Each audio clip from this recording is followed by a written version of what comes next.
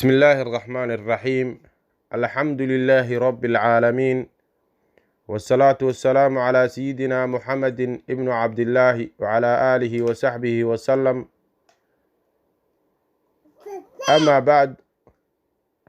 إخواني في الله سبحانه وتعالى أيام هذا إسكاله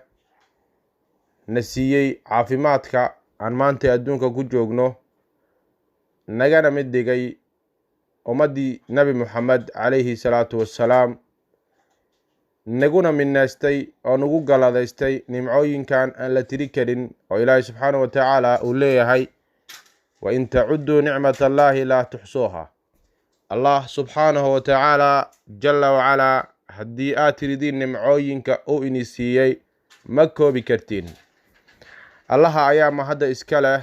subxaanahu jalla wa ala. إخواني في الله، maanta waxaan rabnaa inaan wax iskaaga sheegno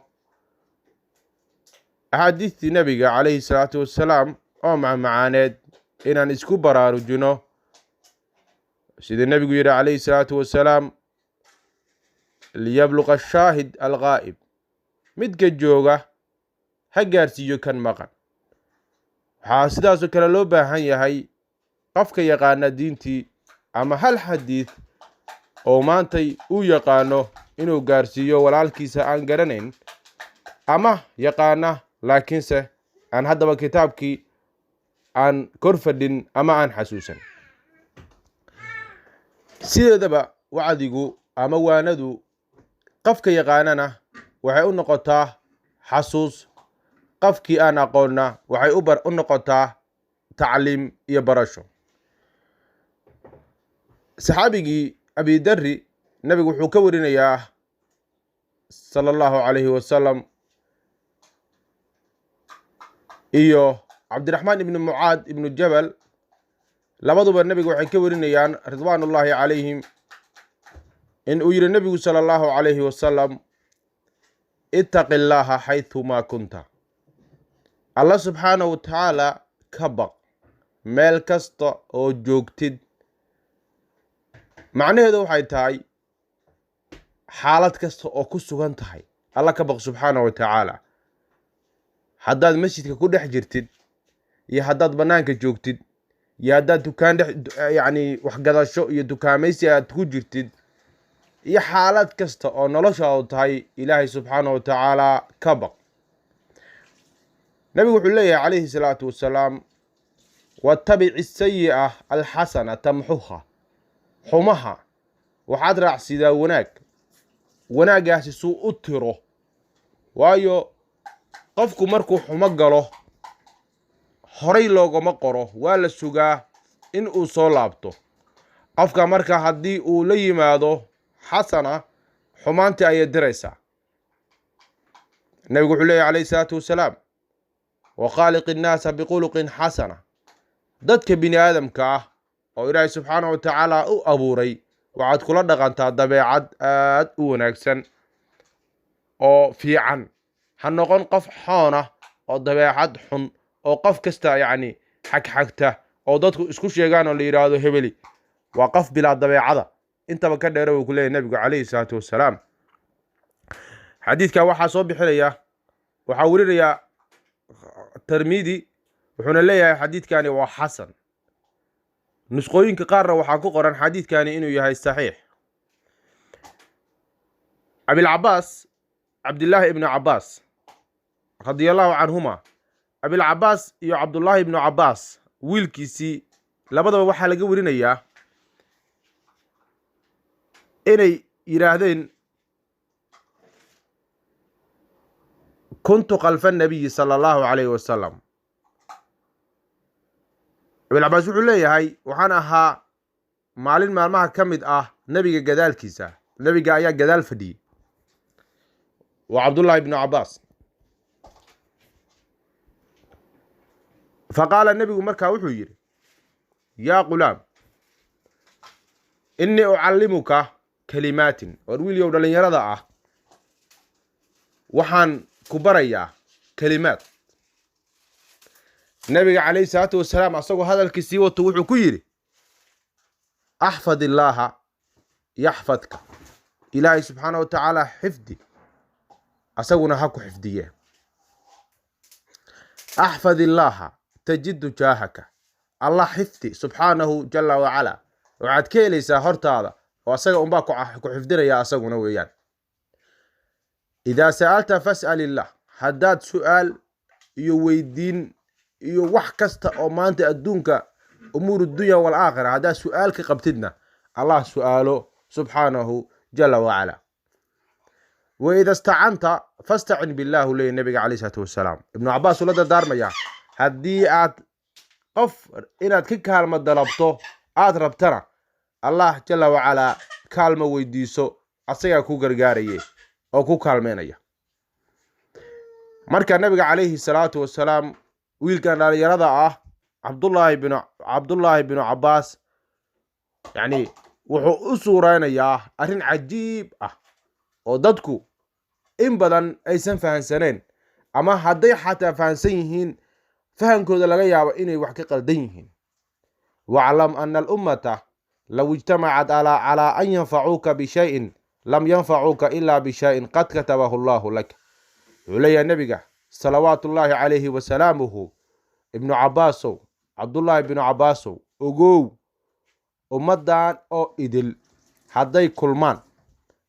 oo u kulmaan inay maantay Cabdullaahi ibnu Cabbaas ay anfacaan oo shay ay ku anfacaan wax raba ha ahaado shay waxaa la yiraahdaa biluqati nahwa waa nakara haddii shaygu yahana waa shay aan la garanayn waxa weeyaan macrifu ka soo horjeeda oo macrifa tusaale waa wax la yaqaano laakiin nakiro waa wax aan la garanayn marka nabiga alayhi salaatu wasalaam wuxuu yiri dadka dhan haday u kulmaan ummadoo idil inay kugu anfacaan shay lam yanfa'uka ma kugu anfacayaan yiri nabiga alayhi salaatu wasalaam illa bi shay'in qad katabahu Allahu laka ilaahay inuu mid ku qoray mooyaan mid ilaahay subhanahu wa ta'ala uu ku qoray oo ku qadarnaa bay dadkaani kugu saaciday karaan inay soo bixiyaan ayka laftigood waa qoraalka wuxuu ahaa in ay ayagu ku soo bixiyaan hebel inuu waxaas oo cad ku sameeyo taas macnaheedu waxa waaye waxaana kitaabkaadii hore ku qoran yihiin weeyaan wax ayagu ku qaban karaan ma ah waka soo horjeedkeeda anfacada waxa ka soo horjeeda dhibaato nabi wuxuu leeyahay alayhi salaatu wasalaam wa an ijtama'u على أن يضروك بشيء لم يضرك إلا بشيء قد كتبه الله عليك هذي أمددني أكلمان إن أي كدبان أو شيء كدبان ما كدبي كران إلا إلهي سبحانه وتعالى وحقوق رمويان النبي عليه الصلاة والسلام أستغو إنت كسي هرئ وصعون يبوحوا ليه رفعت الأغلام وجفت الصحف qalimiintii wax lagu qori jiray waa la kor yeeriyo nabiga kaleey salaatu wasalaam suxufti iyo warqadihiina way qalaleen ama angageen oo qoraal ma jiro wax dambana ma jiraan yiri nabiga kaleey salaatu wasalaam arintu way soo dhamaatay awiyaan adduunkan hadda aan joogno ilaahay subhanahu wa ta'ala markuu ka hadlayay wuxuu leeyahay suuratu tabaarak ilaahay subhanahu wa ta'ala asaga abuuray dhimashada iyo noloshaba liyabluwakum ayyukum ahsanu amalan sida loogu imtixaamo bini aadamka kan camalka wanaagsan marka xadiidka waxa warinaya rawahu tirmidhi wuxuu leeyahay xadiidkani waa xasan waliba saxiix ah riwaayad kale oo qayru tirmidhi waxa laga warinaya in nabigu yiri alayhi salatu wasalaam أحفظ الله تجد أمامك الله سبحانه وتعالى حفظي هرت هذا أمباك هلي ساي تعرف إلى الله الله قرأ سبحانه وتعالى في الرقاء يعرفك في الشدة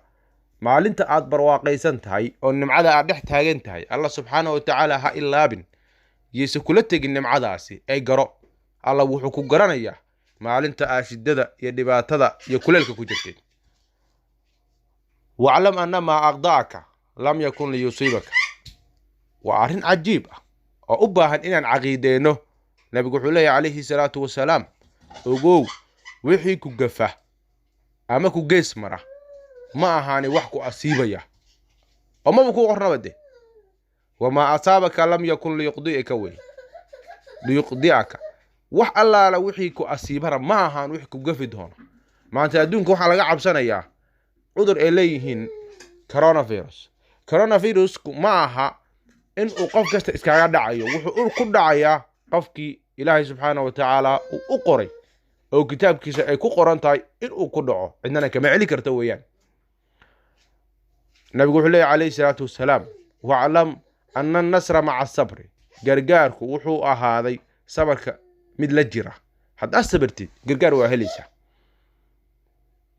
وأن الفرج مع الكرب فرج كر الله سبحانه وتعالى وحو كدغي كربدا ميغيدا أما الجرة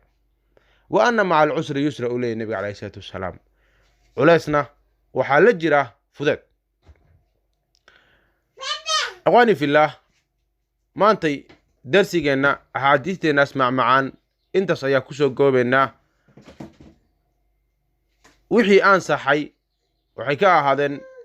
من نعمة الله سبحانه وتعالى إلهي حقيسة يعني وحي أنقلدنا وحي كاهدن نفتي ذا وأقول قولي هذا وأستغفر الله لي ولكم والسلام عليكم ورحمة الله وبركاته.